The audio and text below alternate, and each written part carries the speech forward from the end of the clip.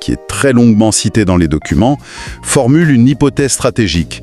Ils avancent que la simple existence de ces dossiers cachés et la menace permanente de leur révélation publique, ça constituerait un levier de chantage d'une puissance inouïe. Donc, la théorie qui est analysée dans ces rapports, c'est que des puissances étrangères ou des services de renseignement alliés qui auraient accès à ces informations, ils pourraient utiliser ce chantage personnel pour dicter ou en tout cas influencer lourdement les décisions militaires américaines. C'est très exactement l'affirmation rapportée par ces experts.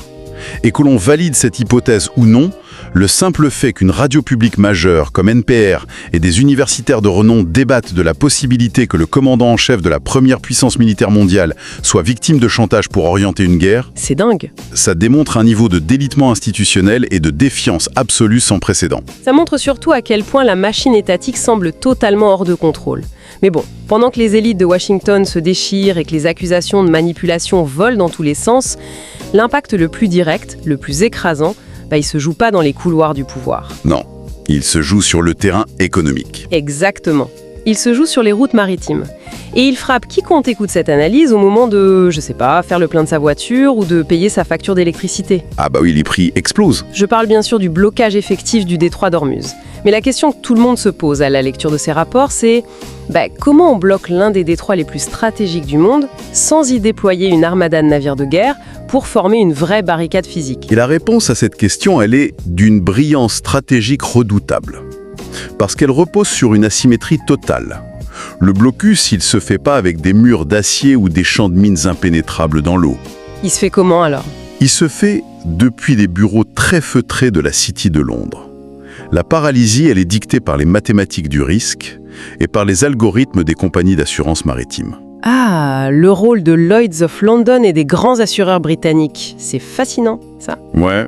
Si on explique la mécanique pour ceux qui nous écoutent. Un supertanker moderne, ça coûte des dizaines de millions de dollars à construire.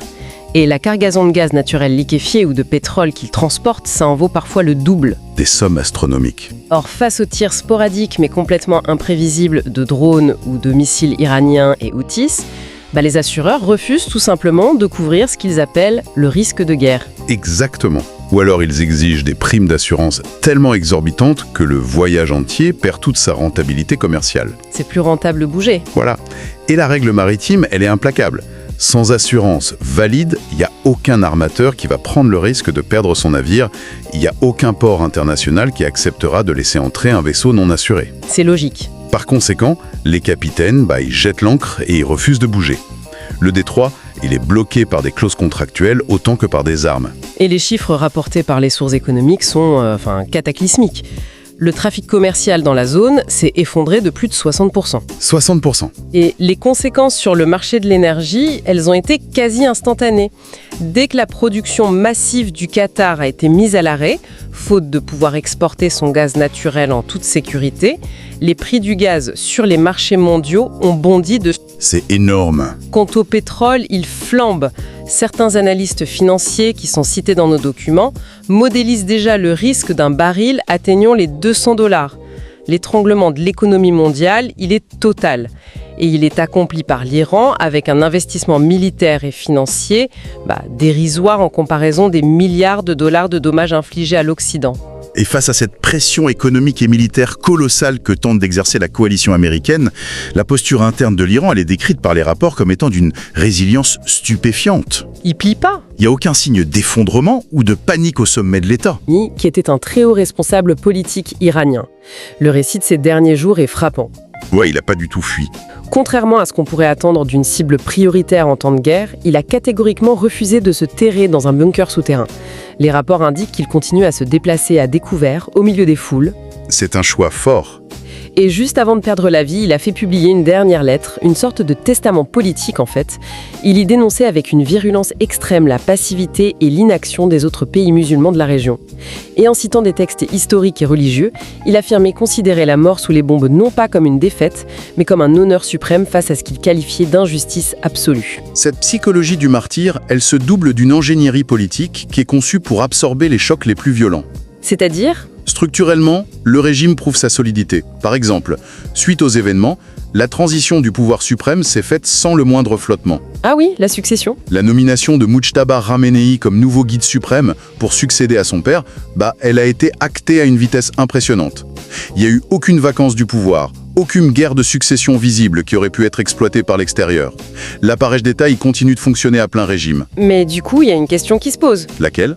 Pourquoi l'Iran ne cherche-t-il pas une porte de sortie diplomatique ? Je veux dire, ils subissent des frappes, leur pays est sous tension permanente, les sanctions pleuvent.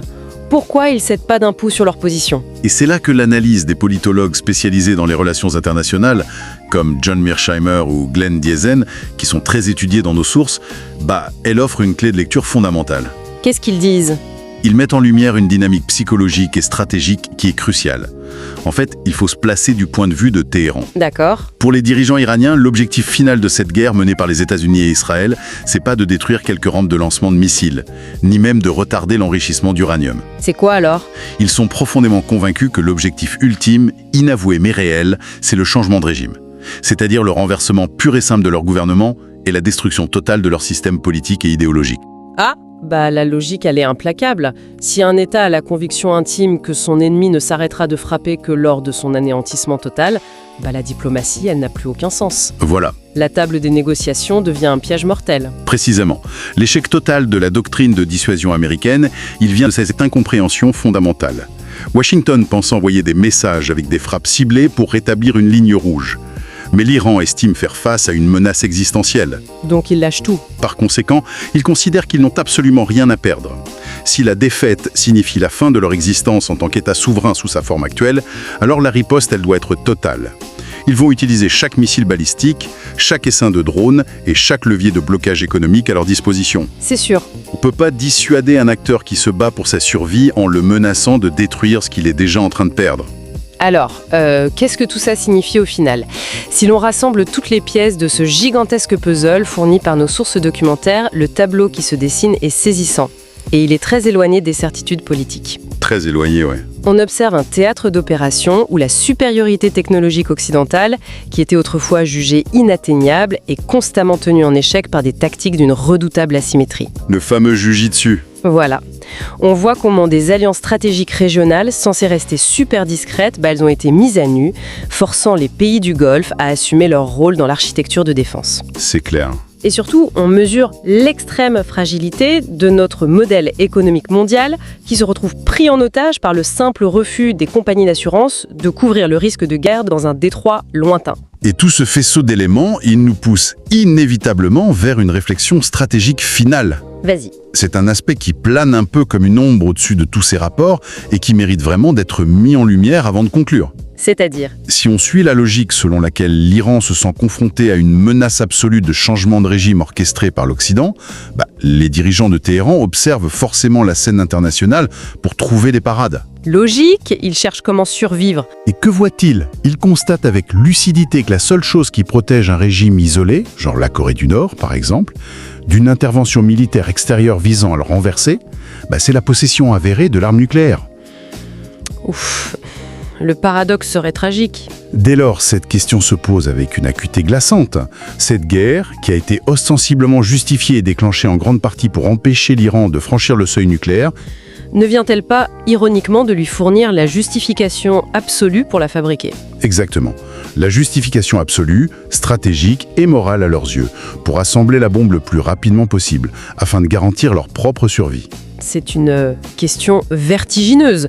Une dynamique qui, si elle se confirme, elle risque de redessiner les équilibres de la région et du monde entier pour les décennies à venir. Sans aucun doute. Et c'est sur cette perspective qu'on va refermer cette exploration en profondeur.